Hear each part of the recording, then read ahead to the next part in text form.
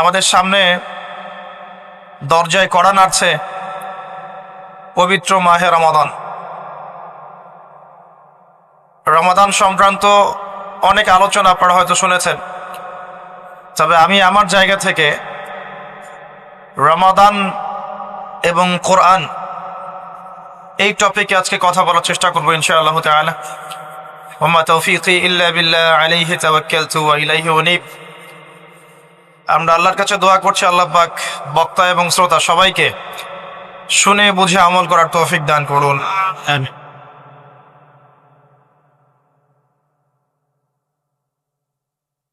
রমাদান মাসের সওম কখন ফরজ হয়েছে কে বলতে পারবেন? অডিয়েন্সের মধ্যে রমাদান মাসের সওম কত হিজরিতে ফরজ করা হয়েছে? মাশাআল্লাহ। রমাদান মাসের সওম কত হিজরিতে ফরজ হয়েছে, অথচ আমরা জানি ইসলামের বেসিক পিলারের মধ্যে 5টা পিলার, কালিমা, সালাত, যাকাত, সওম এবং হজ। এই 5টা বেসিক পিলারের একটা হচ্ছে রমাদান। কত হিজরিতে ফরজ হয়েছে আমরা কেউ বলতে পারলাম না। নবী করিম সাল্লাল্লাহু আলাইহি ওয়াসাল্লাম যখন নবুয়ত পেলেন, ওই সমাজের মধ্যে কিছু পাপাচার ছিল। এমন সমাজেই নবী আসে যেই সমাজে পাপাচার বেশি। যেখানে কোনো পাপ নাই সেখানে তো নবীর কোনো প্রয়োজন নাই। নবী করিম সাল্লাল্লাহু আলাইহি ওয়াসাল্লাম যখন নবী হলেন, তৎকালীন আরবের সমাজে মৌলিকভাবে 5টা পাপ ছিল। কয়টা ভাই? তার প্রথমটা হচ্ছে শিরক। তারা আল্লাহর সাথে শিরক করত, যেটা আজকের বিশ্বে আমরা প্রত্যেকটা সেক্টরে করছি। 2 নাম্বার ছিল রিবা বা সুদ। তৎকালীন আরব সমাজের মধ্যে সুদ ভিত্তিক অর্থনীতি ছিল, যা এখন পুরো বিশ্ব জুড়ে চলছে। 3 নাম্বার হচ্ছে মাদক। তৎকালীন আরবের অন্যতম মহামারীর নাম ছিল মাদক, যেটা বর্তমান বিশ্বেরও একটা বড় মহামারী। 4 নাম্বার সমস্যা ছিল নারী জাতির অবমাননা, যেটা আইয়ামে জাহিলিয়াতের যুগকে এখন হার বানিয়েছে। 5 নাম্বার সমস্যা ছিল গোত্রীয় হানাহানি, যেটা এখন ধর্মীয় হানাহানি, পলিটিক্যাল হানাহানি, বৈশ্বিক হানাহানিতে রূপ নিয়েছে। কিছুই পরিবর্তন হয়নি। জাহিলি যুগের সেই জাহিলিয়াতের সুন্নতগুলো এখনো বিশ্ববাসী আমল করছে, বরং তার চেয়ে বেশি মাত্রায় করছে। যতদিন যাবে এগুলো বাড়তে থাকবে। এর পরে গিয়ে একটা সময় আসবে যখন সমাজে জাহিলিয়াতের লেশ মাত্র থাকবে না ইনশাআল্লাহ। মুহাম্মদ সাল্লাল্লাহু আলাইহি ওয়াসাল্লাম যে সমাজে নবী হয়েছেন, এই সমাজটা অনেকটা এমন ছিল। শিরক ছিল, রিবা ছিল, মাদক ছিল, নারীর অবমাননা ছিল, বেহায়াপনা ছিল, অশ্লীলতা ছিল, দাস প্রথা ছিল, ব্যভিচার বেশি ছিল, গান বাজনা বাদ্যযন্ত্রের প্রভাব বেশি ছিল, জুয়া ছিল, আপোষে মারামারি, হিংসা, বিদ্বেষ ছিল, রক্তক্ষয়ী দীর্ঘস্থায়ী সংঘাত ছিল। এরকম একটা সমাজের মধ্যে নবী সাল্লাল্লাহু আলাইহি ওয়াসাল্লামকে আল্লাহ পাক নবুয়ত দান করেছেন, এবং নবুয়তটা দান করেছেন রমাদান মাসে, যে মাসে আমাদেরকে সওম রাখতে বলা হয়েছে। রমাদান মাসের মধ্যে একটা রাত আছে, যে রাতের নাম হচ্ছে লাইলাতুল কদর। আমি আশা করি আপনারা সবাই এই সূরাটা জানেন। বা'দা আউযু বিল্লাহি মিনাশ শাইতানির রাজীম, ইন্না আনজালনাহু ফি লাইলাতুল কদর। নিশ্চয়ই আমি কোরআনকে নাজিল করেছি লাইলাতুল কদরে, ভাগ্য রজনীতে। ওয়া মা আদরাকা মা লাইলাতুল কদর। হে নবী মুহাম্মদ সাল্লাল্লাহু আলাইহি ওয়াসাল্লাম, আপনি কি জানেন লাইলাতুল কদর কি জিনিস? লাইলাতুল কদরি খায়রুম মিন আলফি শাহর। লাইলাতুল কদর হচ্ছে 1000 মাসের চাইতে উত্তম। এখানে গাণিতিকভাবে ব্যাখ্যা করতে যাবেন না 1000 মাস সমান সমান কত বছর হয়, ব্যাপারটা এমন নয়। এখানে আধিক্য বোঝানো হয়েছে। 1000 মাস ইবাদত করলে যে নেকি হয়, 1 রাত ইবাদত করলে সে নেকি হয়ে যাবে ইনশাআল্লাহ। এই রাতে কি হয়? স্পেশাল তানাজ্জালুল মালাইকাতু ওয়ার রূহ। এই মাসে আল্লাহর পক্ষ থেকে আল্লাহর ফেরেশতারা নেমে আসেন। কোথায় নেমে আসেন? পৃথিবীতে। তাদের সর্দার হিসেবে থাকেন জিবরাইল আলাইহিস সালাম। তানাজ্জালুল মালায়েকাতু ওয়ার রূহু ফিহা বিইذনি রাব্বিহিম, আল্লাহর রবের আদেশে তারা এই কাজটা করেন। মিন কুল্লি আমর, প্রত্যেকটা বিষয়ের ফয়সালা হয় এই রাতে। আপনার আমার তাকদীর লেখা হয়েছে আসমান জমিন সৃষ্টির 50,000 বছর আগে। আপনার আমার তাকদীর লেখা হয়েছে আসমান জমিন সৃষ্টির 50,000 বছর আগে। আল্লাহ পাক সমস্ত সৃষ্টির তাকদীর লিখেছেন প্রথম দফায়। দ্বিতীয় দফায় তাকদীর লেখা হয়েছে যখন আমার আপনার রূহ আমাদের মায়ের গর্ভে ছিল 4 মাস 10 দিন বয়স। ওই সময় আল্লাহর পক্ষ থেকে ফেরেশতা আসেন, এসে লিখে দেন তার হায়াত, তার রিজিক, সে সৌভাগ্যবান না দুর্ভাগ্যবান। এরপর রূহটাকে ফুঁকে দেন, বাচ্চা নড়াচড়া শুরু করে। এর আগ পর্যন্ত পেটের মধ্যে বাচ্চা নড়াচড়া করে না। যখন রূহটা ফুঁকে দেওয়া হয় তারপর থেকে বাচ্চা নড়াচড়া শুরু করে। দ্বিতীয় দফায় তাকদীর লেখা হয়। এরপরে তৃতীয় দফা লেখা হয় এই লাইলাতুল কদরে, যে আগামী 1 বছর কি হবে, আপনি কি করবেন, অর্থাৎ 1 বছরের বাজেট প্রণয়ন করা হয় প্রত্যেক লাইলাতুল কদরে। তানাজ্জালুল মালায়েকাতু ওয়ার রূহ ফিহা বিইذনি রাব্বিহিম মিন কুল্লি আমর। এই রাতের আরেকটা বৈশিষ্ট্য হচ্ছে সালামুন হিয়া হাত্তা মাতলাইল ফজর, ফজর পর্যন্ত এই রাতে শান্তি শান্তি শান্তি শান্তি প্রশান্তি বজায় থাকে। এই রাতে আপনি যে দোয়া করবেন, যে কোনো দোয়াই করবেন, যদি আপনার রিজিকটা হালাল হয় ইনশাল্লাহ কবুল হয়ে যাবে যে কোনো দোয়া। এই রাতে যারা ইবাদত করে দাঁড়িয়ে দাঁড়িয়ে, তাদের চতুর্দিকে ফেরেশতারা সমবেত হন, তাদের দোয়ায় তারা শরীক হন, তাদের জন্য দোয়া করতে থাকেন। ঠিক তখনই দেখবেন মুমিন বান্দার চোখ দিয়ে টপ টপ করে পানি পড়া শুরু হয়েছে। আপনি ফিল করতে পারবেন যে আপনার দোয়া আল্লাহ কবুল করছেন। এই রাতের ইবাদতকে 1000 মাস দিয়ে গুণ করলেও কখনো সমান হবে না। একটা রাত ইবাদত করলে আপনি 1000 মাসের নেকি পাচ্ছেন। এই সুযোগটাকে ছেড়ে দেওয়া যায়? কবে এই রাত স্পেসিফিকলি বলা যাবে না, 27 তারিখেই স্পেসিফিকলি বলা যাবে না যে 21-এর রাতেই, 23-এর রাতেই বা 25-এর রাতেই, নির্দিষ্ট করে বলার কোনো সুযোগ নাই। নবী সাল্লাল্লাহু আলাইহি ওয়াসাল্লাম লাইলাতুল কদর পেয়েছেন এবং ওই রাতে বৃষ্টি হচ্ছিল। তিনি সেজদা করছেন, তার কপালের মধ্যে মসজিদে নববীর যে মাটি আছে এই মাটির কাদা লেগেছিল। তখন কিন্তু মসজিদ টাইলস ফিটিং ছিল না, মাটির মসজিদ থেকে নবী সাল্লাল্লাহু আলাইহি ওয়াসাল্লাম বিশ্ব পরিচালনা করেছেন। আর আমাদের এখন তাজমহলের মতো মসজিদ, হেদায়েতের কোনো হও না এখানে। এটা আখিরুজ জামানের সাইন, মসজিদগুলো হবে চাকচিক্যময়, হেদায়েত শূন্য। হাদিস একদম স্পষ্ট আছে, মসজিদ হবে চাকচিক্যময় কিন্তু হেদায়েত শূন্য। ইভেন দেখবেন নামাজ পড়ছে মুসল্লি, পাশে হই হুল্লো করছে। দিনের কথা আলোচনা হলে বা নামাজ পড়লে, কেউ কোরআন তেলাওয়াত করলে আদবের সাথে যে পাশে শোরগোল করতে হয় না, এটাও এখন বুঝাতে হয়। বুঝাতে গিয়ে যদি আপনি এই আয়াত তেলাওয়াত করেন, লাহুম কুলুবুন লা ইয়াফকাহুনা বিহা, কিছু মানুষকে আল্লাহ পাক কলব দিয়েছেন বোঝে না। ওয়া লাহুম আযানুন লা ইয়াসমাউনা বিহা, কিছু মানুষকে আল্লাহ পাক কান দিয়েছেন শোনে না। ওয়া লাহুম আ'য়ুনুন লা ইউবসিরুনা বিহা, কিছু মানুষকে আল্লাহ পাক চোখ দিয়েছেন দেখে না। উলাইকা কাল আনআম, এরা আনআমের মতো, বাল হুম আদাল, বরং তার চাইতেও নিকৃষ্ট। তখন কিছু মানুষের ইগোতে লেগে যায়। তা আচরণ কিন্তু এমনই। কোরআন যেখানে তেলাওয়াত করা হচ্ছে, নবীর হাদিসের কথা বলা হচ্ছে, সেখানে উঁচু স্বরে কথা বলা জায়েজ নেই।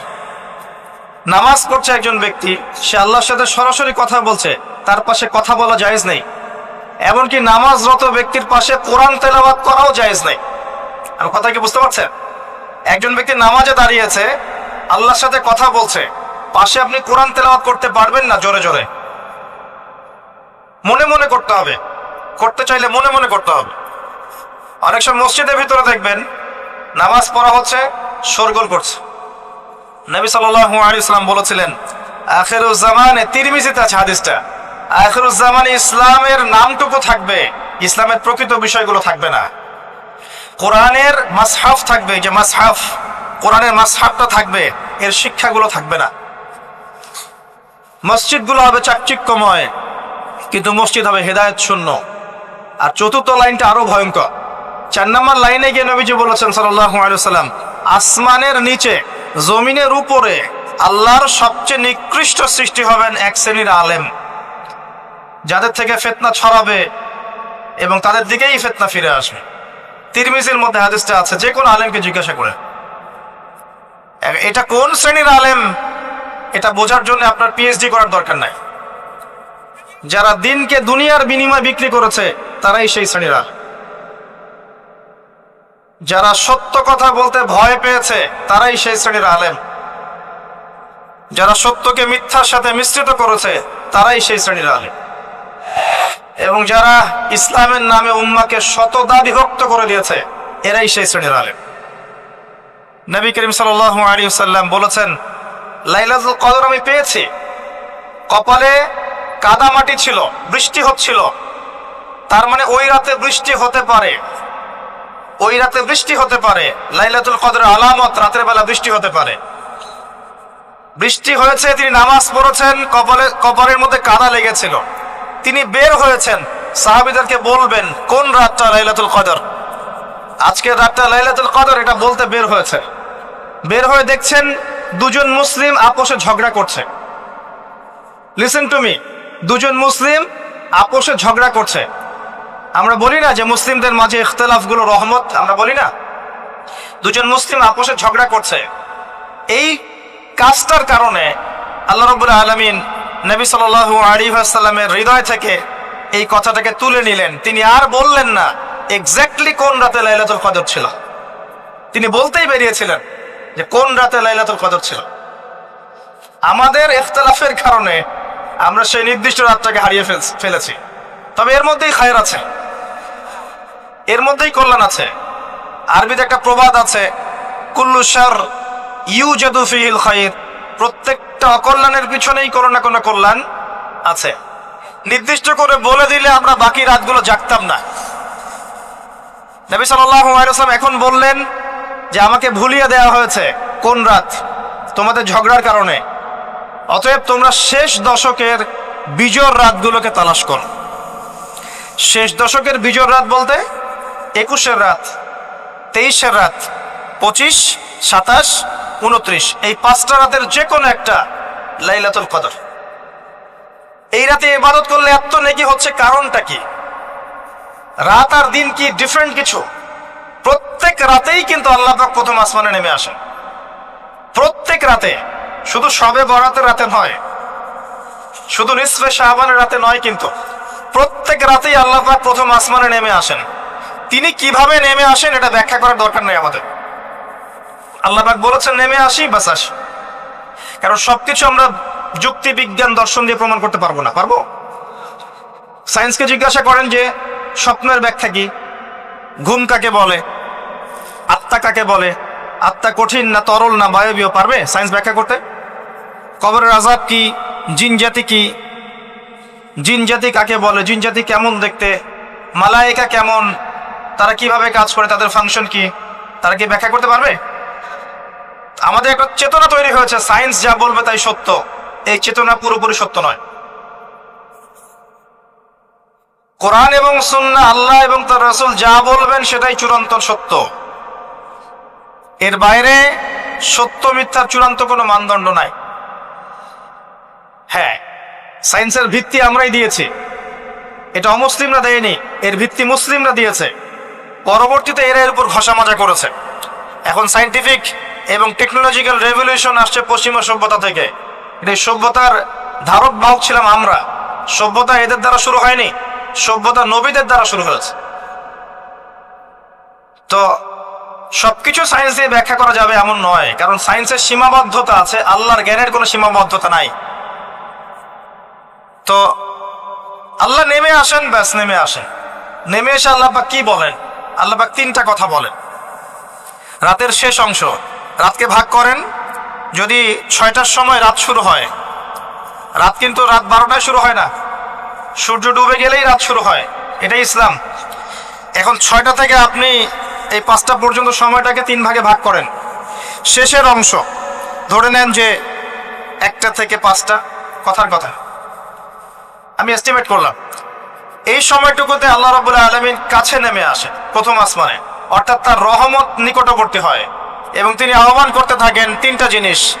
এক, কে আছো আমার কাছে কিছু চাইবে, যা চাইবে আমি তাই দিব।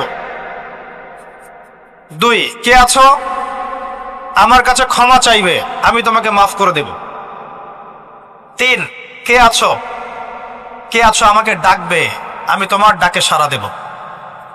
মানে এই সময় আপনি যা চাইবেন ইনশাআল্লাহ, আপনার আকীদায় যদি শিরক না থাকে, আমলে যদি বিদআত না থাকে এবং আপনার রিজিক যদি হালাল হয়, ইনশাআল্লাহ তাআলা আপনার দোয়া কবুল করা হবে। আল্লাহ পাক প্রত্যেক রাতেই নেমে আসেন। তাহলে লাইলাতুল কদরকে এত স্পেসিফিকলি ইম্পর্টেন্স দেওয়ার কারণ কি?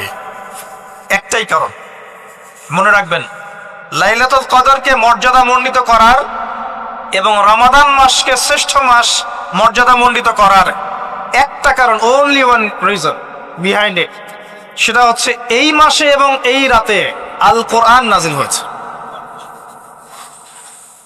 কথা কি বুঝতে পারছেন?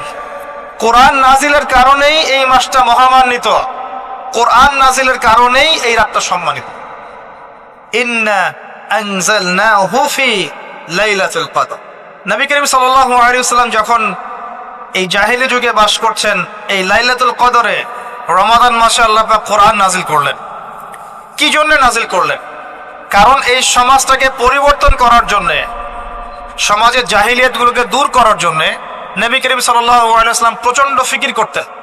কি করা যায়, কি করলে মানুষগুলো শিরক ছেড়ে দিবে, কি করলে সুদ বন্ধ হবে, কি করলে মাদক থেকে মানুষ দূরে থাকবে, কি করলে নারীর সম্মান বৃদ্ধি পাবে। তিনি ভাবতেন কিভাবে গোত্রীয় হানাহানি বন্ধ করা যায়, তিনি এগুলো ভাবতে থাকতেন। হেরা গুহায় বসে তিনি এগুলো ভাবতেন কি করা যায়। যুবক বয়সে তিনি হিলফুল ফুজুর তৈরি করেছেন এগুলো সমস্যা দূর করার জন্য, কিন্তু পরিপূর্ণরূপে সফল হয়েছেন বলতে পারি না আমরা, কারণ তখন ওহী আসেনি। এই ভাবতে ভাবতে ভাবতে ভাবতে একদিন এক রাতে তার কাছে আল্লাহর পক্ষ থেকে কোরআন নাজিল হলো। সূরা আলাকের প্রথম 5টা আয়াত, বিসমিল্লাহির রহমানির রহিম, ইকরা বিসমি রাব্বিকাল্লাযী খালাক। পড়ুন আপনার রবের নামে যিনি আপনাকে সৃষ্টি করেছেন। খালাকাল ইনসানা মিন আলাক, যিনি মানুষকে সৃষ্টি করেছেন জমাট বাঁধা রক্তপিণ্ড থেকে। আমরা সবাই জমাট বাঁধা রক্তপিণ্ড ছিলাম মায়ের পেটে। আজকে আমরা আল্লাহ দ্রোহী হয়েছি, কিন্তু আমরা পেটের মধ্যে এতটুকু জমাট বাঁধা রক্তপিণ্ড ছিলাম।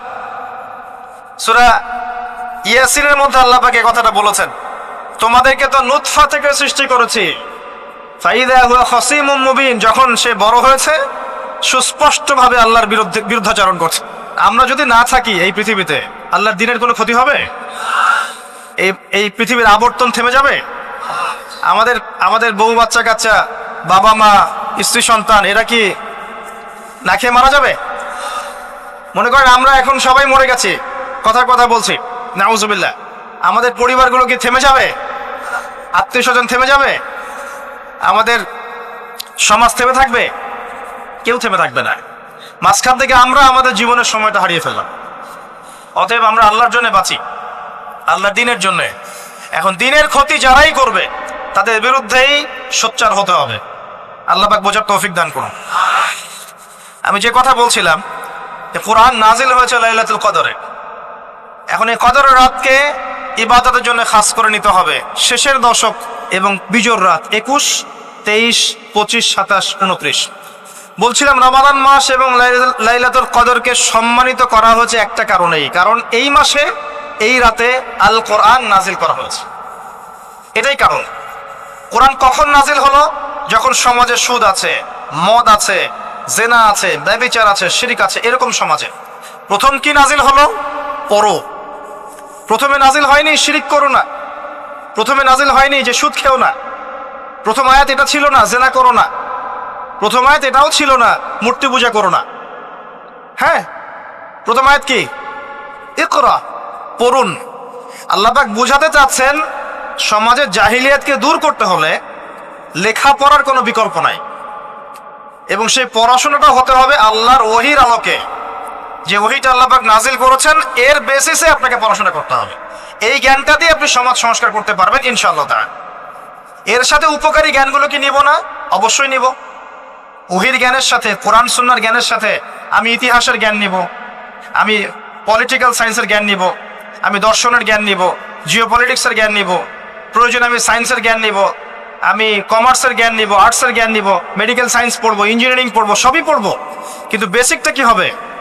কোরআন, সুন্নাহ, ইসলাম। এরপর আপনি ডাক্তার হন, ইঞ্জিনিয়ার হন, পলিটিশিয়ান হন, সামাজিক নেতা হন, প্রশাসনের ক্যাডার হন, আপনার জন্য মোবারকবাদ। আপনি যেখানেই যাবেন সেখানেই বরকত ছড়াবেন ইনশাআল্লাহ। যে পলিটিশিয়ানের ভিতরে তাকওয়া আছে তার দ্বারা দুর্নীতি সম্ভব না। যে প্রশাসনের কর্মকর্তার ভিতরে তাকওয়া আছে সে ঘুষ নিতে পারবে না, দুর্নীতি করতে পারবে না। যে আলেমের ভিতরে তাকওয়া আছে সে দিনকে দুনিয়ার বিনিময়ে বিক্রি করবে না। যে ডক্টরের ভিতরে তাকওয়া আছে সে ডাক্তার হবে, কসাই হবে না। যে ইঞ্জিনিয়ারের ভিতরে তাকওয়া আছে সে দেখবেন সত্যিকারের প্রকৌশলী হবে, সে কিন্তু চোর হবে না। ভিতরটা চেঞ্জ করতে হবে, ভিতরটা, এর নাম তাকওয়া। ভিতরটা চেঞ্জ করবে একটা জিনিস, আল্লাহর ওহী, কোরআন এবং সুন্নাহ, ইসলাম। এটা আপনার ভিতরকে পরিবর্তন করবে। আর আমরা অনেক বড় বড় কথা বলি অনেক সময়, কিন্তু মূল কাজটা হচ্ছে ভিতরটা পরিবর্তন করা।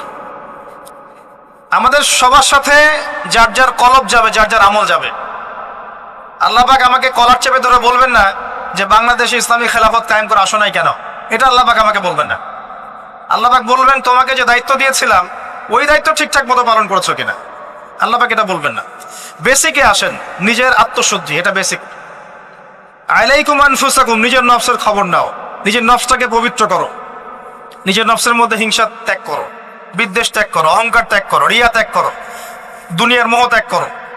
নিজের নফসের মধ্যে বেশি বেশি পরকালের ফিকির আনো, জিকির করো বেশি বেশি, কোরআন বেশি বেশি তেলাওয়াত করো, হালাল খাও, আদর্শ পরিবার গঠন করো, তাওহীদে থাকো, সুন্নতে থাকো, ইনশাআল্লাহ হাসতে হাসতে জান্নাতে চলে যাবেন।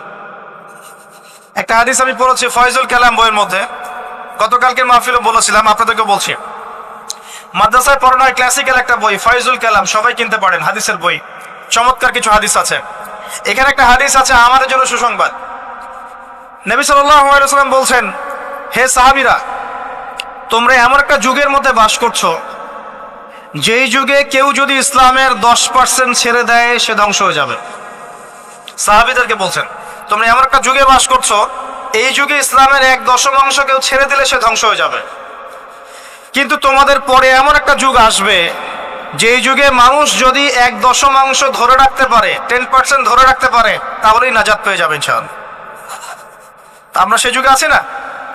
আমাদের চতুর্দিকে ফিতনা নয় কি? আপনার ঘরে ফিতনা, সমাজে ফিতনা, ইকোনমিক্সে ফিতনা, রাষ্ট্রে ফিতনা, বিশ্বে ফিতনা, ধর্মে ফিতনা, সবখানেই ফিতনা, ফাসাদ। আমরা সেই যুগের মধ্যে বাস করছি। আসুন, আল্লাহ পাক কোরআন নাজিল করলেন, প্রথমে পড়তে বললেন। তার মানে আল কোরআন এবং সুন্নাহ এগুলাকে পড়া শিখতে হবে। বড় বড় স্বপ্ন দেখার আগে আমাদেরকে বেসিক ঠিক করতে হবে, পড়াশোনা করতে হবে। আল্লাহ পাক আমাদের যুব সমাজকে পড়াশোনা করার তৌফিক দান করুন। রমাদান মাসে এটা নাজিল হয়েছে। আল্লাহ পাক সূরা বাকারায় বলছেন, শাহরু রমাদানাল্লাযী উনজিলা ফীহিল কুরআন। রমাদান সেই মাস যেই মাসে কোরআন নাজিল করা হয়েছে। কি জন্য নাজিল করা হয়েছে? হুদাল লিন-নাস। এই কোরআন হচ্ছে মানব জাতির জন্য হেদায়েত, নট অনলি ফর মুসলিমস। এটা শুধু মুসলিমসদের জন্য হেদায়েত নয়, হুদাল লিন-নাস, পুরো মানব জাতির জন্য হেদায়েত। কোরআনে ইহুদির জন্য হেদায়েত আছে, খ্রিস্টানের জন্য আছে, অমুসলিম হিন্দুদের জন্য আছে, সবার জন্য কোরআন। এটা সাম্প্রদায়িক কোনো কিতাব নয়, এটা টোটালি অসাম্প্রদায়িক একটা বই। আল কোরআন যে কেউ পড়তে পারে। এটা কারো পৈতৃক সম্পত্তি নয় যে একটা শ্রেণীর মানুষই পড়বে বাকিরা পড়বে না, সবাই পড়বে ইনশাআল্লাহ তাআলা। এটা আল্লাহর কিতাব, আল্লাহর কালাম। হুদাল লিন-নাস ওয়া বায়িনাতিন মিনাল হুদা, এটা হচ্ছে সত্য মিথ্যার মানদণ্ড, বায়িনাত সুস্পষ্ট মানদণ্ড। আর কি ওয়াল ফুরকান, প্রমাণ, হুজ্জাত, দলিল। এটা আল্লাহ পাক কোরআন সম্পর্কে বলছেন। আরেকটা জায়গায় চলে যাই, চলেন সূরা নাহল এর 89 নম্বর আয়াতে চলে যান। আল্লাহ পাক বলছেন, ওয়া নাযালনা আলাইকাল কিতাব, হে নবী আমি আপনার প্রতি এমন একটা কিতাব নাজিল করেছি, অর্থাৎ আল কোরআন। ওয়া নাযালনা আলাইকাল কিতাব তিবয়ানান লিকুল্লি শাই, যেই কিতাবটা প্রত্যেকটা বিষয়ের ব্যাখ্যা। আপনি কি আমার কথা শুনতে পারলেন? আল্লাহ বলছেন কোরআন প্রত্যেকটা বিষয়ের ব্যাখ্যা। আপনার ব্যক্তি জীবন এখানে আছে, আপনার ব্যবসায়িক জীবন এখানে আছে, অর্থনৈতিক জীবন এখানে আছে, পারিবারিক জীবন এখানে আছে, সামাজিক লাইফ এখানে আছে, সবকিছু আছে। তিবিয়ানান লিকুল্লি শাই, প্রত্যেকটা বিষয়ের ব্যাখ্যা এখানে আছে। তিবিয়ানান লিকুল্লি শাই ওয়া হুদা ওয়া রাহমাতান ওয়া বুশরা লিল মুসলিমিন। এই কোরআন হচ্ছে হেদায়েত এবং রহমত, দয়া। ওয়া বুশরা লিল মুসলিমিন, মুসলিমদের জন্য সুসংবাদ এই কোরআন। শুরুতে আছে আলিফ লাম মিম যালিকাল কিতাব লা রাইবা ফি। এটা এমন একটা কিতাব যেই কিতাবের মধ্যে কোনো সন্দেহ নাই। কোন লেখক বলতে পারে আমার বইয়ের মধ্যে কোনো সন্দেহ নাই? সন্দেহের কোনো অবকাশই নাই। লা রাইবা ফি হুদাল লিল মুত্তাকিন, মুত্তাকিদের জন্য এটা হেদায়েত। মুত্তাকি কারা? আল্লাযীনা ইউমিনুনা বিল গায়ব, যারা অদৃশ্যে বিশ্বাস করে। ঈমানের 6 পিলার সবই অদৃশ্য নয় কি? আল্লাহ অদৃশ্য, ফেরেশতা অদৃশ্য, আসমানে আগের কিতাবগুলো দেখি নাই, অদৃশ্য। নবী রাসূলগণ দেখি নাই, অদৃশ্য। পরকাল ওয়াল ইয়াউমিল আখির, ওয়াল ইয়াউমিল আখির দেখি নাই, অদৃশ্য। ওয়াল কদরি খায়রিহি ওয়া শাররিহি, তাকদীর অদৃশ্য। আল্লাযীনা ইউমিনুনা বিল গায়বি, মুত্তাকি তারা যারা গায়েবে বিশ্বাস করে, অদৃশ্যে বিশ্বাস করে। আর এখনকার শিক্ষা দর্শন আমাদেরকে শেখায় পশ্চিমাদের, চোখে যা দেখবো না বিশ্বাস করবো না। হ্যাঁ, তাদের দর্শন এরকম, যুক্তি দিয়ে প্রমাণ করতে পারবেন না, বিশ্বাস করবো না। বৈজ্ঞানিক ব্যাখ্যা দিতে পারবেন না, বিশ্বাস করবো না। সায়েন্টিফিক্যালি প্রুভড হতে হবে, তারপর বিশ্বাস করব। অনেক সময় দেখা যায় মুসলিমরাও এর গলদ ধাঁধায় পড়ে যায় এবং বলে নামাজের উপকারিতার সায়েন্টিফিক ব্যাখ্যা বলেন, তারপর নামাজ পড়ব। নামাজের সায়েন্টিফিক ব্যাখ্যা লাগবে, তারপর নামাজ পড়বেন? আল্লাহ পাক বলেছেন ইয ক্বালা লাহু রাব্বুহু আসলিম ক্বালা আসলামতু লিরাব্বিল আলামিন। আল্লাহ পাক ইব্রাহিমকে বলেছেন আলাইহিস সালাম আত্মসমর্পণ করো, যখনই বলেছেন তখনই করেছেন। যখনই আল্লাহ পাক বলেছেন আত্মসমর্পণ করো, তিনি বলেছেন আসলামতু লিরাব্বিল আলামিন, আমি আত্মসমর্পণ করলাম। বাচ্চাকে জবাই করো, জিজ্ঞেস করেননি এর পিছনে বিজ্ঞান কি, যুক্তি কি আর দর্শন কি? স্ত্রীকে রেখে আসো ওই জনমানব শূন্য জায়গায়, জিজ্ঞেস করেন নাই কারণ কি, রিজন কি, যুক্তি কি, বিজ্ঞান কি, দর্শন কি? আল্লাহ বলেছেন সামিআনা ওয়া আতানা, এর নাম ইসলাম।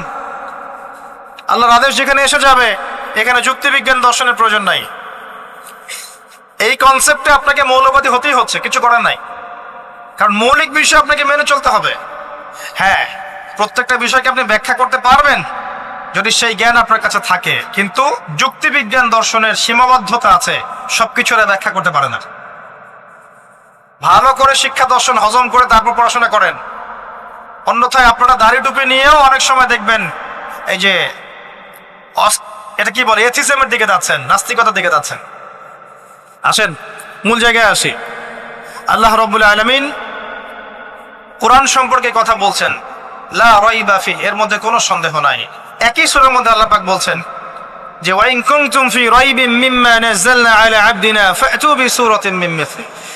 তোমরা যদি এই কিতাব নিয়ে সন্দেহ করে থাকো যে এই কিতাব আল্লাহর পক্ষ থেকে এসেছে নাকি অন্য কারো পক্ষ থেকে এসেছে, তোমরা যদি এই কিতাব সম্পর্কে সন্দেহ পোষণ করো যেটা কি আল্লাহর পক্ষ থেকে এসেছে না অন্য কারো পক্ষ থেকে এসেছে, তাহলে এর মতো কিছু আয়াত নিয়ে এসে দেখাও, একটা সূরা রচনা করে দেখাও। ওয়াদউ শুহাদাকুম মিন দুনিল্লাহি ইন কুনতুম সাদিকিন। তোমাদের যত সাক্ষী আছে, সহকর্মী আছে, তোমাদের সাপোর্ট দেওয়ার মতো যারা যারা আছে, সবাইকে ডেকে নিয়ে আসো, এনে এই কোরআনের মতো একটা সূরা রচনা করে দেখো যদি সন্দেহ পোষণ করে থাকো। আল্লাহ এর পরে বলছেন ওয়া ইল্লাম তাফআলু, তোমরা যদি এটা করতে না পারো, ওয়ালান তাফআলু, কোশ্চিন কালেও পারবে না। তোমরা যদি এটা করতে না পারো, মানে একটা সূরা রচনা করতে না পারো, এরকম কোন কিতাব রচনা করতে না পারো, একটা আয়াত রচনা করতে না পারো, তাহলে জেনে রাখো ফাত্তাকুন নার আল্লাতী ওয়াকুদুহা আন-নাস ওয়াল হিজারা, সেই আগুনকে ভয় করো যার ইন্ধন হবে মানুষ এবং পাথর। উইদ্দাত লিল কাফিরিন, যা কাফেরদের জন্য প্রস্তুত করা হয়েছে। আল্লাহ পাক এই কোরআনটা নাজিল করেছেন কোন মাসে ভাই? রমাদান মাসে। আসেন প্রথমে বলে নেই আমরা রমাদানকে কিভাবে পালন করার চেষ্টা করব, এরপরে আসছি রমাদানকে কেমন করে কোরআনময় করবেন। এই দুইটা পয়েন্ট। এক নাম্বার, হতে পারে এই রমাদান আপনার জীবনের শেষ রমাদান। কয়েকটা কাজ আমি বলি। প্রথম কাজ হচ্ছে নিয়াত করতে হবে যে এই রমাদানটাতে আমি আমার সমস্ত গুনাহ মাফ করানোর চেষ্টা করব। কারণ নবী সাল্লাল্লাহু আলাইহি ওয়াসাল্লাম বলেছেন, সেই ব্যক্তির জন্য ধ্বংস যে ব্যক্তি রমজান মাসকে পেয়েছে কিন্তু তার গুনাহ মাফ করাতে পারে না। কে জানে এটা আমাদের শেষ রমাদান হতে পারে, আল্লাহ না করুক। আমরা দোয়া করি আল্লাহ পাক আমাদেরকে বেশি বেশি রমাদান দান করুক, বেশি বেশি লাইলাতুল কদর দান করুক। প্রথম শুরু হচ্ছে আপনি মাসের বাজার আগে করে ফেলবেন। আমি একটু প্র্যাকটিক্যাল কথা বলবো আর কি। আপনি রমাদান মাসের বাজার এই শাবান মাসে করে ফেলার চেষ্টা করেন, পারলে ঈদের শপিংটাও করে ফেলার চেষ্টা করেন। রমজান মাসে বেশি বাইরে যাবেন এবং টাকা পয়সা নিয়ে গিয়ে যে স্ত্রী সন্তানের হাতে দিয়ে দিবেন না, যাও বাইরে গিয়ে মার্কেটিং করে আস, এই ভুলটা করতে যা। নিজে পরিবেশ নষ্ট করবে, রোজার যে আধ্যাত্মিকত্ব নষ্ট হবে, আরো হাজারটা যুবকের চোখের জানা করা প্রয়োজন নাই। আপনি পরিবারের কর্তা, লিস্ট করে ফেলেন, আপনাকে আল্লাহ পাক যতটুকু সামর্থ্য দিয়েছেন মূল জিনিসগুলো কিনে রেখে দেন, আর বাকি টুকটাক বাজার আপনি করবেন। আর যখন বাজারে যাবেন একটা দোয়া পড়বেন, আপনি 10 লক্ষ নেকি পাবেন ইনশাআল্লাহ। কত লক্ষ? 10 লক্ষ। দোয়াটা শিখাচ্ছি। দোয়াটা হচ্ছে লা ইলাহা ইল্লাল্লাহ ওয়াহদাহু লা শারীকা লাহ লাহুল মুলক ওয়া লাহুল হামদ ইউহয়ী ওয়া ইউমীত ওয়া হুয়া হাইয়ুন লা ইয়ামুত বিয়াদিহিল খায়রু কুল্লুহু ওয়া হুয়া আলা কুল্লি শাইইন কাদির। একবার পড়লে 10 লক্ষ নেকি পাবেন বাজারে গিয়ে। কেন পাবেন? কারণ বাজার সবচেয়ে নিকৃষ্ট জায়গা, যেখানে গেলে মানুষ আল্লাহকে স্মরণ করে না। সেখানে গিয়ে আপনি আল্লাহকে স্মরণ করেছেন, এই জন্য আল্লাহ পাক নেকি দিবেন ইনশাআল্লাহ। আসেন, এটা করার পর ঈদের যে শপিংটার কথা বলছি, এটা এই কারণে বলছি, লাস্টের দশকে আমরা ঈদের শপিংয়ে বেশি ব্যস্ত থাকি, এতে করে লাইলাতুল কদরটা আমরা হারিয়ে ফেলি। লাস্টের দশক আমরা হয় ইতিকাফ করব, না হলে বাসায় নামাজ পড়বো, পরিবারবর্গকে নিয়ে রাত জাগবো। পারা যাবে ইনশাআল্লাহ? তারাবির নামাজ তো পড়বোই ইনশাআল্লাহ জামাতে। এবং আপনি 20 পড়েন আর 8 পড়েন, আপনি নামাজের কোয়ালিটিটাকে ভালো করার চেষ্টা করেন, নামাজের কোয়ালিটিটাকে বেস্ট করেন। ধীরে ধীরে তেলাওয়াত করেন, ধীরে ধীরে রুকু সেজদা করেন, নামাজটাকে এনজয় করেন। সময় নিয়ে, টাইম নিয়ে, 2 ঘন্টা সময় লাগুক, 3 ঘন্টা সময় লাগুক, এনজয় করে নামাজ পড়েন। আল্লাহ পাক তৌফিক দান করুন। এরপর শেষ রাতে আবার ওঠেন, পরিবারবর্গকে নিয়ে নামাজে দাঁড়ান, একসাথে জামাত করে নামাজ পড়েন, পরিবারে নফল নামাজ পড়েন, বাসায় বরকত হবে ইনশাআল্লাহ। রাত জাগেন, বেশি বেশি দোয়া করেন, একটু তেলাওয়াত করেন, একটু জিকির করেন, তাসবিহ তাহলিল করেন, রাতটা কাটিয়ে দেন। শেষের দশকে মার্কেটে ঈদের শপিং করতে যায় না। ঈদের খুশি আছে, ঈদের আনন্দ আছে, ঈদে ভালো পোশাক পরবো, সব ঠিক আছে। এই খুশি কাদের জন্যে? কদ আফলাহা মান তাযাক্কা ওয়া যাকারা ইসমা রাব্বিহি ফাসাল্লা। কার জন্য ঈদের খুশি? যে ব্যক্তি রমজান মাসে আত্মশুদ্ধি অর্জন করতে পেরেছে, রোজা রেখেছে, যাকাত দিয়েছে, নামাজ পড়েছে, লাইলাতুল কদরের রাত জেগেছে, তারাবি পড়েছে, ইত্যাদি ইত্যাদি। এই ব্যক্তি আত্মশুদ্ধি অর্জন করেছে, এই ব্যক্তির জন্য ঈদের খুশি। যে রমজান মাসে সিনেমা দেখেছে, সিনেমার শুটিং করেছে, পর্নোগ্রাফি দেখেছে, সুদ খেয়েছে, শিরক করেছে, বেদাত করেছে, হারাম খেয়েছে, এর জন্য ঈদের খুশি। মানুষকে ঠকিয়েছে, ব্যবসায় মাল কম দিয়েছে, পণ্য মজুত করেছে, ইচ্ছা করে দ্রব্যের দাম বাড়িয়েছে, সরকারকে বিব্রত করেছে, জনগণকে দুর্ভিক্ষের দিকে ঠেলে দিয়েছে, এদের জন্য ঈদের খুশি? কখনো না। ঈদের খুশি তাদের জন্য যারা আত্মশুদ্ধি অর্জন করতে পেরেছে। আল্লাহ পাক বোঝার তৌফিক দান করুন, আমিন। এটা প্রথম টিপস দিলাম আপনাকে। এবার আসেন, আপনি রমাদানে প্ল্যান করবেন যে আপনার জীবনে বড় বড় পাপগুলো কি কি হয়েছে। এই পাপগুলো যদি মানুষের সাথে জড়িত হয়ে থাকে, আপনি মানুষের সাথে গিয়ে গিয়ে ক্ষমা নিয়ে নেবেন। কারো টাকা নিয়েছেন, দেন নাই, দিয়ে দিবেন। কারো সম্পত্তি পায়, দেন নাই, দিয়ে দিবেন। কারো হকটা নষ্ট করেছেন, গালি দিয়েছেন, গীবত করেছেন বা তহমত দিয়েছেন, অপমান করে, ইত্যাদি, ক্ষমা চেয়ে নেবেন। রমাদান মাসে মানুষের হকটা দিয়ে দেন। আল্লাহর কাছে জড়িত যে পাপগুলো আছে, এটার জন্য ইস্তেগফার যথেষ্ট। খালি যদি বলেন আস্তাগফিরুল্লাহাল্লাযী লা ইলাহা ইল্লা হুয়াল হাইয়ুল কাইয়্যুম ওয়া আতুবু ইলাইহি, 1 সেকেন্ডের মধ্যে আল্লাহ পাক আপনার সমস্ত পাপকে নেকি দিয়ে পরিবর্তন করে দিবেন ইনশাআল্লাহ। এবার প্র্যাকটিক্যালি যাবেন, সেহরি করবেন। সাহরির মধ্যে বারাকা আছে, সাহরি না উচিত না, সাহরির মধ্যে বারাকা আছে। একটা খেজুর হোক, 1 গ্লাস পানি হোক, আপনি সাহরি করবেন, এর মধ্যে বারাকা আছে। এবং সাহরির সময় এমনভাবে খাবেন না যে এটা আপনার জীবনের শেষ খাওয়া। কথা বুঝতে পারছেন? এত বেশি আইটেম করতে যায় না, এত বেশি ভোগবিলাসী হয়ে গেলে রোজার আধ্যাত্মিকত্ব থাকবে না। সেহরিতে অল্প খান, যদি খেতে হয় পেটের 3 ভাগের 1 ভাগ খান, এক ভাগ ফাঁকা রাখেন, এক ভাগ আপনি পানি দিয়ে পূর্ণ করেন। এখনকার কিছু তথাকথিত আশেকের রসুলের মতো হতে যায় না, যাদের ভুঁড়ির জ্বালায় চেয়ারে বসতে পারে না, এই কাজ করতে যায় না। এটা মুসলিমদের শোভা পায় না। আমরা পরিশ্রমী জাতি, কর্মঠ জাতি, আমাদের এসব শোভা পায় না। এটাও শেষ জামান হাদিসে আছে। কি নাই আসলে, শেষ জামানে এক শ্রেণী মানুষ বের হবে যারা হবে সাকিল, একদম উড়িওয়ালা, হ্যাঁ, ঠেস দিয়ে বসে থাকবে আরাম করে, এবং বলবে যে কোরআনে যা আছে আমি তাই মানি, হাদিসটা আমি মানি না, ইত্যাদি। আসেন, সাহরির পরে রোজা রেখেছেন, 5 ওয়াক্ত নামাজ জামাতে পড়ার চেষ্টা করেন। খুব সিম্পল জিনিস, খুব বেশি কিছু দরকার নেই আমাদের। 5 ওয়াক্ত নামাজ আপনি জামাতে পড়ার চেষ্টা করেন। বাসার থেকে ওযু করে বের হবেন, প্রত্যেক পদক্ষেপ হাঁটবেন, আপনার একটা স্টেপে একটা করে গুনাহ মাফ হবে, একটা নেকি লেখা হবে, মর্যাদা বাড়িয়ে দেওয়া হবে।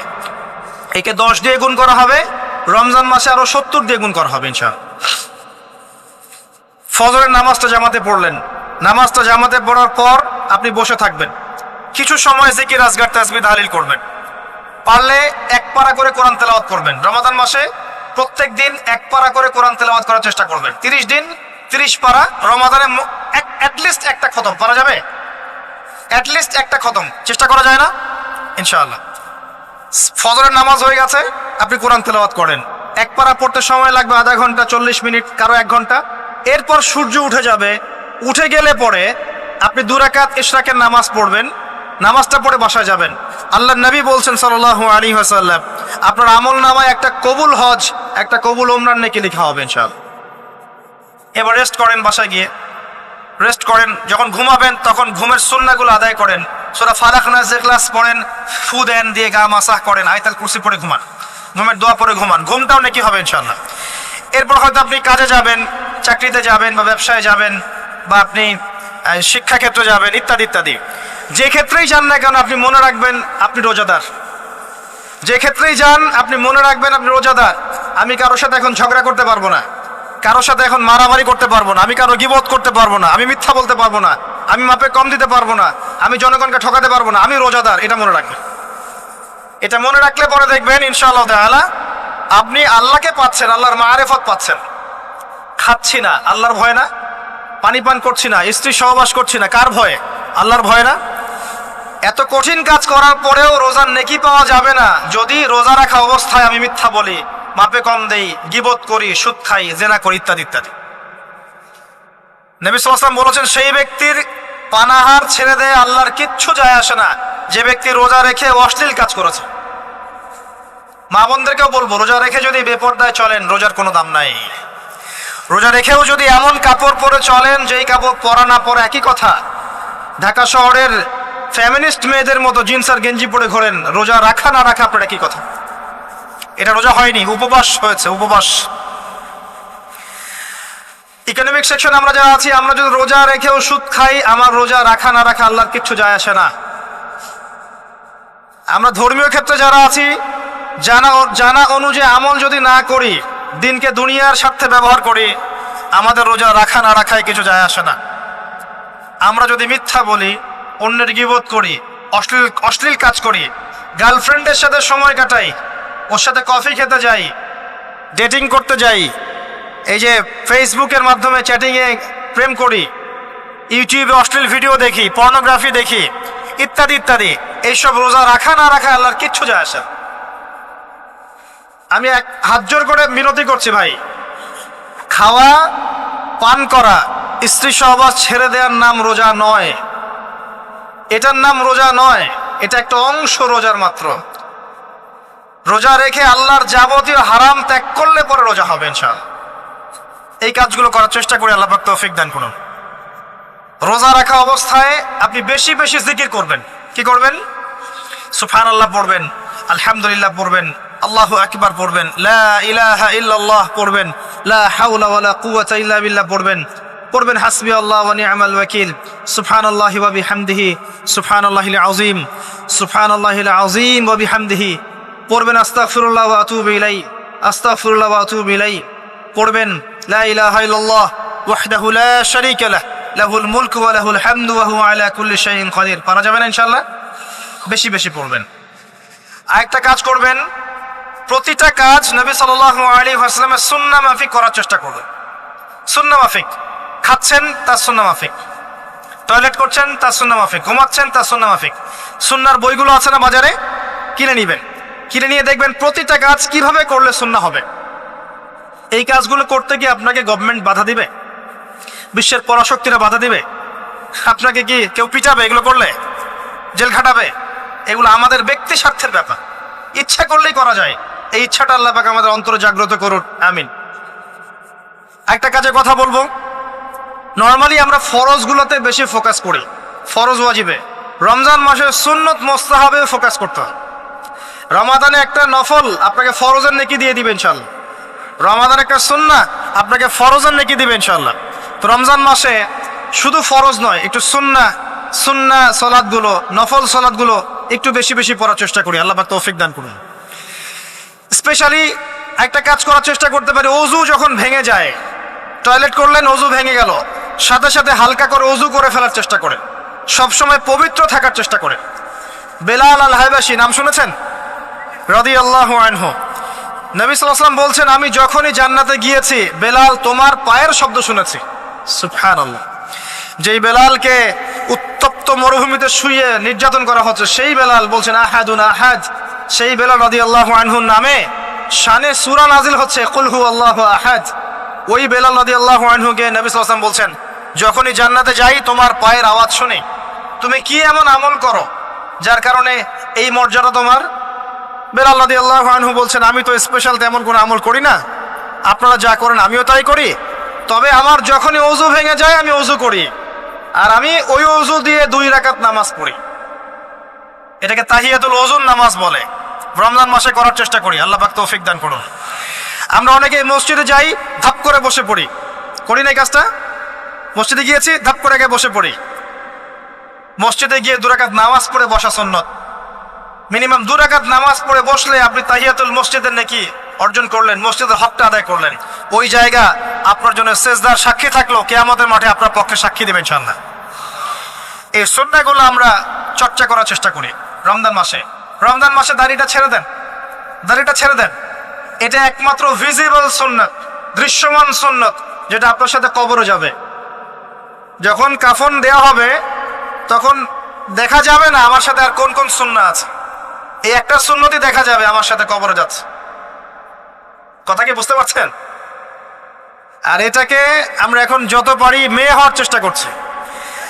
নবীজি বলেছিলেন শেষ জামানায় ছেলেরা মেয়েদের পোশাক পরবে আর মেয়েরা ছেলেদের পোশাক পরবে। দেখুন মেয়েরা এখন ফর্মাল পোশাক পরছে, জিন্স আর গেঞ্জি পরে ঘুরছে, আর ছেলেরা ক্লিন শেভড। ছেলেরা মেয়েদের মতো গাল বানাচ্ছে। আর কোন সাইনের জন্য অপেক্ষা করছেন? নবীজি বলেছিলেন উঁচু উঁচু বিল্ডিং নির্মাণের প্রতিযোগিতা করা হবে। একবার এয়ারে ঢাকার কাছাকাছি আসবেন, এয়ারে তো সফর করেছেন আপনারা অনেকেই, যখন এয়ার ফ্লাই করে, টেক অফ করে বা ল্যান্ড করে, তখন ঢাকার কাছাকাছি, তখন উপর থেকে আপনি ঢাকাকে দেখবেন। যে কেন বলেছি this is the city of Akhiruzzaman, কেন বলেছে? নবীজি বলেছেন কিয়ামতের 2টা মেজর সাইন, 2টার মধ্যে একটা হচ্ছে أن ترى الحفاة العراة العالة رياء الشاء يتطاولون في البنيان। যখন সমাজের দরিদ্র শ্রেণীর মানুষেরা, যাদের পায়ে স্যান্ডেল ছিল না, গায়ে কাপড় ছিল না, এরা উঁচু উঁচু বিল্ডিং নির্মাণের প্রতিযোগিতা করতে থাকবে, ফান্তাজির সাআহ, তখন কিয়ামতের অপেক্ষা করতে থাকো। আজকে থেকে 100 বছর আগে ছিল এগুলা? 200 বছর আগে ছিল? সুবহানাল্লাহ। আর কোন সাইনের জন্য অপেক্ষা করছেন? তিনি বলেছেন শেষ জামানায় women will dressed but still they will be naked। মহিলারা কাপড় পরবে, তারপরেও তারা নগ্ন থাকবে। আপনি ঢাকার শপিং মলে যান, আপনি দেখেন। আর কোন সাইনের জন্য অপেক্ষা করছেন? শুধু ঢাকা কেন, গ্রামগঞ্জে ছড়িয়ে পড়েছে এগুলো, এখন গ্রামেও ছড়িয়ে পড়েছে। গ্রামে আরো বেশি দেখা গেছে মাশাআল্লাহ। গ্রামে গিয়ে আমরা হতভাগ, সুবহানাল্লাহ। গ্রামের মেয়েগুলা, গ্রামের মেয়ে ঢাকা শহরের মেয়েকে পার করে ফেলেছে। বাদ দেন, ওইদিকে না যাই, ডিফারেন্ট টপিক। আমরা রমাদান মাসের সুন্নাহগুলো আমল করার চেষ্টা করি। তাহিয়াতুল মসজিদ আমল করার চেষ্টা করেন, তাহিয়াতুল ওযু আমল করার চেষ্টা করেন, বেশি বেশি জিকির করেন। এবার আসেন রমাদানে জাকাত হিসাব করবেন। জাকাত, আপনার জাকাত হিসাব করেন, কত টাকা জাকাত এসেছে। জাকাতের নিসাব জানেন তো? হ্যাঁ, 7.5 ভরি স্বর্ণ, রৌপ্য কত? 52.5 তোলা। আপনার এই চাষাবাদের ওসর আসে, ব্যবসায়িক পণ্য থাকলে, সঞ্চিত সম্পদ থাকলে সবকিছু হিসাব করে মুফতি সাহেব আছেন, কওমি মাদ্রাসার আলেমদের কাছে যাবেন, জাকাতের ক্যালকুলেশন করে নেবেন যে আমার এত টাকা জাকাত এসেছে, এভাবে জাকাতটা রমজান মাসে দিয়ে দেওয়ার চেষ্টা করে। জাকাত যদি আমরা না দেই, একটা শাস্তি শুনে রাখেন, আল্লাহ পাক এই সম্পদগুলোকে একত্রিত করে গলাবেন, গলিয়ে কপালে, গালে আর এই যে পিঠে লেপটে দিবেন, বলেন নাউজুবিল্লাহ। এবং এটা একটা সাপের আকৃতি ধারণ করবে, সাপ গলায় পেঁচানো থাকবে, কপালে দংশন করতে থাকবে, বলবে আমি তোমার মাল 7 ভাগ কর, আমি তোমার মাল 7 ভাগ কর। কবর এটা হবে, আমরা চোখে না দেখলে ওটা সত্য। নবীজি দেখে এসেছে মেরাজের রাতে এগুলা। এরপরে জাকাতের একটা সুবিধা আছে, এটা আমরা বোঝাতে পারি না। জাকাত ইসলামিক ইকোনমিক্স এর বেস। জাকাত ধনীর সম্পদে গরিবের হক। যে গরিবের কাছে টাকা পয়সা নাই, আপনার টাকা ওর হাতে চলে যাবে, ও খেয়ে পরে বাঁচতে পারবে, এটাই জাকাত। বুঝাতে পারছি? জাকাতটা না দেন, ও আস্তে আস্তে আস্তে আস্তে আরো দরিদ্র হতে থাকবে। এর উপর আবার সুদ আছে, আবার পেপার মানিও আছে। জাকাতগুলো দিয়ে দেন, আল্লাহর ওয়াস্তে জাকাত দিয়ে। অনেক মুসলিম আছে আমরা নামাজ পড়ি, জাকাত দেই না। অনেক মুসলিম আছে জাকাত দেয় না, নামাজ পড়ে। জাকাত অস্বীকারীদের বিরুদ্ধে আবু বকর সিদ্দিক রাদিয়াল্লাহু আনহু যুদ্ধ করেছিলেন, এজ এ আমির, রাষ্ট্রের পক্ষ থেকে যুদ্ধ করেছিলেন। আল্লাহ পাক আমাদেরকে জাকাত আদায় করার তৌফিক দান করুন। ফসল থাকলে ফসল এর ওসর আসবে, ওসর এটা দিয়ে দিবেন। সেচের পানিতে হলে এক হিসাব, আর আপনার বৃষ্টির পানিতে হলে এক হিসাব। রমজান মাসে বেশি বেশি দান সাদাকা করবেন, বেশি বেশি মানুষকে দান সাদাকা করেন। পণ্যের দাম কমিয়ে দেন, মানুষকে সাদাকা করেন। প্রত্যেকটা দিন 10 টাকা, 20 টাকা, 100 টাকা সাদাকা করতে চেষ্টা করেন। এক একটা সাদাকা 70 গুণ বেড়ে যাবে ইনশাআল্লাহ। আমি আরেকটা নাসিহা করব, রমজান মাসে বেশি থেকে বেশি মানুষকে খাওয়ান, বেশি বেশি খাওয়ান, ইফতার করান। আমি বলি মসজিদগুলোতে প্রত্যেক দিন আসর থেকে মাগরিব পর্যন্ত দিনের কথাবার্তা আলোচনা করেন, তালিম করেন। আপনাদের কাছে বই আছে, মুনতাকা হাদিস আছে, ফয়জুল কালাম বই আছে, রিয়াদুস সালেহিন বই আছে, মিশকাত আছে, আলেম আছেন, ইমাম সাহেব আছেন। একটা বিশেষ বিষয় নিয়ে আলোচনা শুরু করেন, মাগরিব পর্যন্ত আলোচনা চলবে, সবাই মিলে ইফতার করেন। একটা ইসলামিক পরিবেশ গড়ে তোলেন, মানুষকে ইফতার করেন, বেশি বেশি ইফতার করেন। আপনার সামর্থ্য থাকলে, সামাজিক যদি পদমর্যাদা থাকে, সমাজের মানুষকে আপনি ইফতার করান, ইফতার পার্টি করেন, ইফতার অ্যারেঞ্জমেন্ট করেন। পার্টি বলা ঠিক না, আসলে ইফতার মাহফিল বলতে পারি আমরা। ইফতার মাহফিল করেন বেশি বেশি, মানুষকে ইফতার। একজন ব্যক্তিকে ইফতার করালে ওই ব্যক্তির রোজার নেকি আপনি পেয়ে যাবেন ইনশাআল্লাহ। প্রজেক্ট করেন, ইফতারের প্রজেক্ট করেন, মানুষের টাকাগুলো নেন, সংগ্রহ করে গরিবদের মাঝে ইফতার বিলিয়ে দেন। দুটা পদ্ধতি হতে পারে, আমি নিজেও করবো ইনশাআল্লাহ তাআলা। দুটো পদ্ধতি হতে পারে, ডেইলি বেসিসে ইফতার দিতে পারেন, অথবা মাসের বাজার করে দেন। এক মাসে কি কি লাগে, কতটুকু চাল, বুট, ডাল লাগে লিস্ট করেন, করে একটা ফ্যামিলিতে একটা প্যাকেট পাঠিয়ে দেন। দেখবেন পুরো ফ্যামিলি ইনশাআল্লাহ তাআলা রমজান মাসটা খেয়ে পরে বাঁচতে পারবে। এগুলো আমরা না করলে কারা করবো? অমুসলিমরা করবে। অমুসলিমরা করে করেই তো সবাইকে খ্রিস্টান বানাচ্ছে। কোথায় আছেন আপনি? সমাজ সেবা করে করে তো মানুষের ঈমান আমল হরণ করে ফেলছে, আর আমরা সমাজ সেবা করতে চাচ্ছি না। জি, আমরা গরিব মানুষের পাশে দাঁড়াচ্ছি না, ওরা গিয়ে দাঁড়াচ্ছে। দেখবেন মানুষ বলছে হ্যাঁ এই ধর্ম তো ভালোই, আমি খ্রিস্টান হয়ে যাই। কত মানুষ যে খ্রিস্টান হয়ে যাচ্ছে আপনি জানেন? পরে বুঝবেন, যখন আমরা এই যে হাত বাঁধা, পায়ে পা রফলে ইত্যাদি নিয়ে মারামারি করছি, কে কোন মাযহাব, কে কোন তরিকা, কার কোন ত্রুটি আছে, এগুলো নিয়ে আমরা সোশ্যাল মিডিয়ায় ঘাটাঘাটি করছি। এই সময়গুলোর মধ্যে এগুলো অনেক এগিয়ে গেছে। এরা আরো এসব এই খরমা জিলাপি নিয়ে মারামারি করতে থাক, দেখবেন আস্তে আস্তে আস্তে আস্তে কোন দিকে চলে যায় পরিস্থিতি। গলার মধ্যে দড়ি দিয়ে ফাঁস লাগানো হয়ে গেছে, খালি টানা বাকি আছে। আরে এখন ঝগড়া করে বেড়াচ্ছে কোন আলেমের কোন সমস্যা। লাহুম কুলুবুন লা ইয়াফকাহুনা বিহা, আল্লাহ পাক বলেছেন সূরা আরাফ 179-তে। রমজান মাসে বেশি বেশি ইফতার করান, বেশি বেশি দান সাদাকা করেন। আর একটা কাজ বলে আমি শেষ করছি, রমজান মাসে পরিবারকে সময় দেন। পরিবারকে সময় দেন, পরিবারের হক আছে আমাদের উপরে। স্ত্রীকে সময় দেন, স্বামীকে সময় দেন, একসাথে ইফতার বানান। একটা পরিবেশ, একটা আনন্দ, একটা উৎসবের আমেজ যেন বিরাজ করে।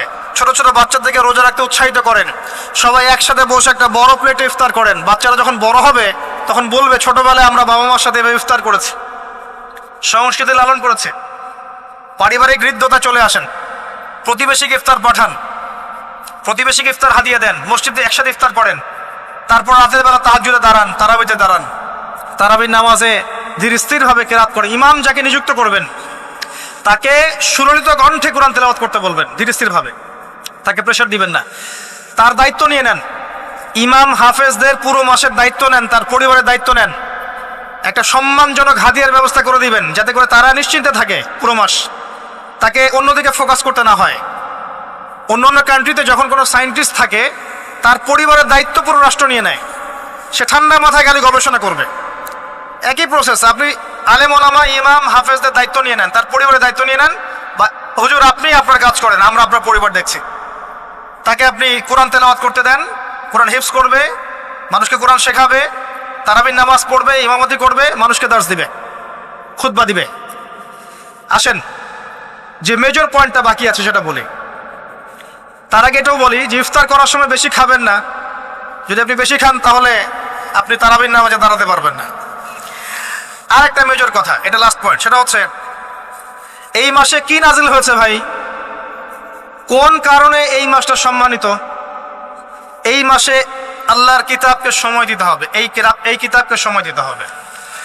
আল্লাহ রাব্বুল আলামিন বলেছেন এই কিতাবের মধ্যে সবকিছুর সমাধান আছে। আল্লাহ পাক বলেছেন এই কিতাবে কোনো সন্দেহ নাই। আল্লাহ পাক বলেছেন এই কিতাব আমাদের জন্য সুসংবাদ এবং শেফা, আরোগ্য, রহমা। এখন একটু বসেন, একটু সময় নেন। এই কিতাব প্রথমত আপনাকে তিলাওয়াত করা শিখতে হবে। রমজান মাস আসার আগেই আপনি তিলাওয়াত করা শিখে ফেলেন। যদি না জানেন, রমজান মাসে পুরো এক মাস তাজবিদ শিখবেন স্থানীয় ইমামের কাছে, পারবেন না? এক মাসের মধ্যে কোরআন তেলাওয়াত শেখা সম্ভব, এক মাসে শেখা সম্ভব। শয়তান আপনাকে তিনটা ধোঁকা দিতে পারে। শয়তান আপনাকে বোঝাতে পারে আপনি অনেক জানি, আমার জানার দরকার নাই। শয়তান বোঝাতে পারে আমার বয়স হয়ে গেছে, আমার দ্বারা হবে না। শয়তান বোঝাতে পারে আমার অনেক সময় পড়ে আছে, পরে শিখে নিব। আল্লাহর ওয়াস্তে শয়তানের ধোকায় পড়বেন না। এই মাসে কোরআন শেখেন, কে জানে আপনি আগামী মাস পান কিনা। কোরআন শিখে নেন, রমজান মাসে তেলাওয়াত করা শিখে নেন। কি পাবেন? কয়েকটা হাদিস বলছি। নবী সাল্লাল্লাহু আলাইহি ওয়াসাল্লাম বলেছেন এই কোরআন আপনার পক্ষে দলিল হবে অথবা বিপক্ষে দলিল হবে। হুজ্জাতুন লাকা ওয়া আলাইক, আপনার জন্য শাফিউল লিআসহাবি, এটা সুপারিশকারী হবে আপনার জন্য। প্রত্যেক হরফে আপনি 10টা করে নেকি পাবেন। কোনোদিনও আমি বলি নাই কোরআন তেলাওয়াত করলে নেকি হবে না। এই যে কাটছাট ভিডিও দেখলে আলেম ওলামাও ভুল মেসেজ পায়, এবং দেখা যায় একজন বরেণ্য আলেম হয়েও ভুল কথা বলতে শুরু করে। এজন্যই বলি এর ক্ষতিকর দিক কত। মূল বিষয় তার নখদর পড়ে নাই, একটা কাটছাট ভিডিও দেখেছে, দেখেই কথা বলা শুরু করলো। কিন্তু সে আলেম, তার জানা উচিত কাফা বিল মারই কাযিবান ওয়া হুয়া ইয়াকুল কুল্লামা সামিআ। একজন মানুষের জন্য মিথ্যাবাদী হওয়ার জন্য এতটুকু যথেষ্ট, যা শুনলাম যাচাই বাছাই না করেই প্রচার করলাম। ইয়া আইয়ুহাল্লাযীনা আমানু ইন জাআকুম ফাসিকুম বিনাবাইন ফাতাবায়ানু, কোনো ফাসিক যদি কোনো খবর নিয়ে আসে সেটা আগে তথ্য যাচাই করো, তারপরে কথা বলো। ইশতারিবু কাসীরাম মিনাজ যন, বেশি বেশি অনুমান থেকে বেঁচে থাকো। ইন্না বা'দা যন্নি ইসম, এগুলো আমরাই ভুলে যাচ্ছি এখন। আমি বলছি বারবার, স্পষ্ট করে বলছি, কোরআন তেলাওয়াত করলে প্রত্যেক হরফে 10টা করে নেকি হবে। এবং কোরআন তেলাওয়াত করলে আপনার জীবনে বরকত আসবে, রিজিকে হায়াতে বরকত আসবে, আপনার কলবে আল্লাহর নূর আসবে ইনশাআল্লাহ তাআলা। কোরআন আপনার পক্ষে সাক্ষী দিবে, আপনার পক্ষে দলিল হবে, হুজ্জা হবে ইনশাআল্লাহ। প্রত্যেক হরফে 10 নেকি। তবে শুধু তিলাওয়াত করলেই আমি কোরআনের অর্থগুলো বুঝতে পারবো না। আর অর্থগুলো না বুঝলে আমি কোরআনে আল্লাহর মৌলিক মেসেজগুলো ধরতে পারবো না। ধরতে না পারলে সেই মেসেজগুলোর উপর আমল করতে পারবো না। এই কারণে কোরআনের অর্থটা বোঝা জরুরি, এর ভাষা শেখা জরুরি, কারণ আদেশ নিষেধ আমাকে মানতে যেতে হবে। এবং কোরআন গবেষণা করতে হলে অবশ্যই অর্থ জানতে হবে, ভাষা শিখতে হবে, এর তাদাব্বুর তাফাক্কুরে ডুবে যেতে হবে, যেটা শুধুমাত্র তেলাওয়াত করা সম্ভব নয়। এটা বোঝাতে চেয়েছি। এর চেয়ে পরিষ্কার করে কি বলতে পারি বলেন? সুবহানাল্লাহ। আল্লাহ পাক আমাদেরকে বোধ শক্তি দান করুন। আল্লাহর ওয়াস্তে রমজান মাসে ভাই কোরআন তেলাওয়াত বাড়িয়ে দেন। যারা হাফেজ আছেন এই মাসে হিফজ চর্চা করবেন। আমার জন্য দোয়া করেন যেন আমি এই মাসে পুরোটা হিফজ করতে পারি। হিফজ চর্চা না করতে করতে অনেকটা ভুলেই যাচ্ছে। আসলে নবী সাল্লাল্লাহু আলাইহি ওয়াসাল্লাম বলেছেন চর্চা না করলে কোরআন এত দ্রুত কলব থেকে বের হয়ে যায় যে একটা উটকে যদি ছেড়ে দেন সে যত দ্রুত চলে যাবে। আমাদের জন্য আমার জন্য দোয়া করবেন যাতে কোরআনের হকটা আদায় করতে পারি। আল্লাহ পাক তৌফিক দান করুন, আমিন। এবং যারা হাফেজে কোরআন তাদের উচিত আরবি ভাষা এবং সাহিত্য জেনে তাফসিরগুলো পড়ে কোরআনের আয়াতগুলোকে নিয়ে একটু গবেষণা করা, আয়াতগুলো বোঝার চেষ্টা করা, আল্লাহ পাক কি বলেছেন কোরআনের মধ্যে বোঝার চেষ্টা করা, এগুলো জনগণকে বোঝানো।